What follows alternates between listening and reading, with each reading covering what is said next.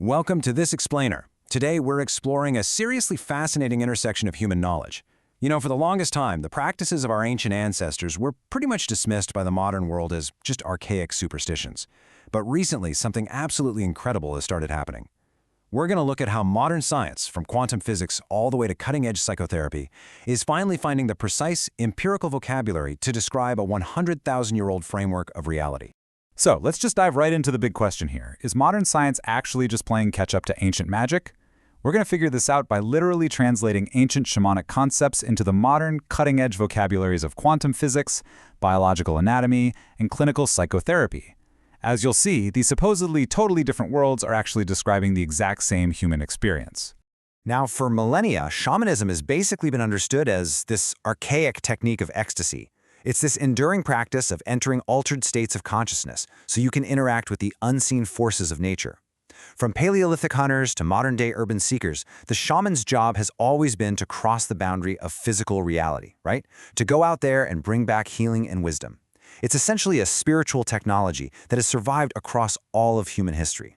But to really wrap our heads around this worldview, we first have to establish the absolute bedrock of shamanism, which is animism. This is the profound ecological belief that every single phenomenon in nature, we're talking plants, animals, rocks, the elements, is completely animate and imbued with its own intelligence and life essence. By recognizing that humanity and all of life are on an equal playing field, this framework utterly dissolves that modern hierarchical divide we usually draw between nature and culture. And this deep connection to nature is inextricably linked to the veneration of the Great Mother. This ancient archetype honors the feminine womb as the profound, mysterious source of all physical matter and creation. We see this explicitly in 38,000-year-old Venus artifacts, and in Norse traditions with Urd's well, which was perceived as the cosmic, watery womb of literally all life. In this ancient view, Mother Earth's elements are what make our physical life possible, putting the feminine archetype squarely at the center of continuous existence.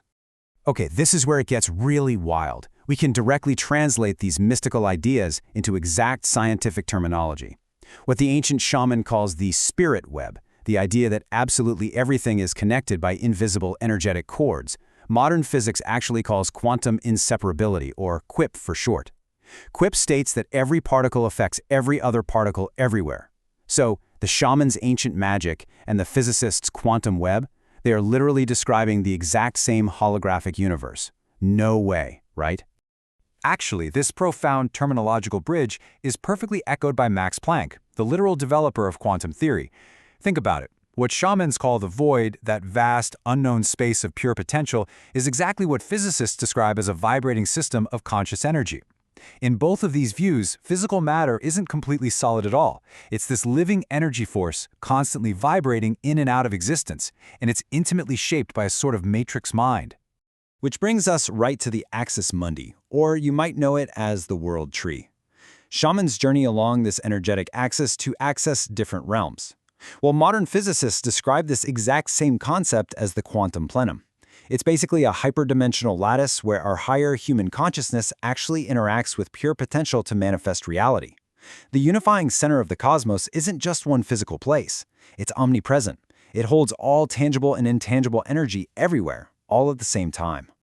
All right, moving into biology of the soul, anatomy, and shamanic flight. Let's shift over to physical biology and see how this builds into a really fascinating anatomical understanding.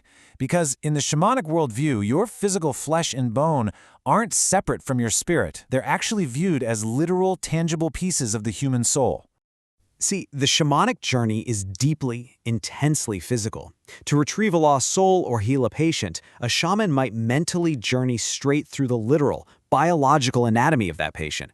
For example, they might navigate the physical birth canal to reach what they call the country of Mu, which is the anatomical uterus. Down there, the shaman battles monsters. But these monsters are actually personifications of localized physical pain.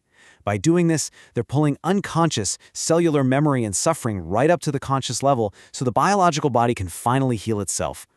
And this just creates a brilliant, mind-blowing bridge between these vocabularies. Bones represent the resilient seat of the soul and primal matter. The physical flesh represents the maternal line. The central nervous system perfectly maps onto magnetic prayer fields, or the aura. And incredibly, anthropologists like Jeremy Narby have even proposed that those classic ayahuasca visions of communicating twined serpents, they might actually be an intuitive microscopic glimpse of our own helical DNA. Next up, the first psychotherapists, healing the mind through the spirit.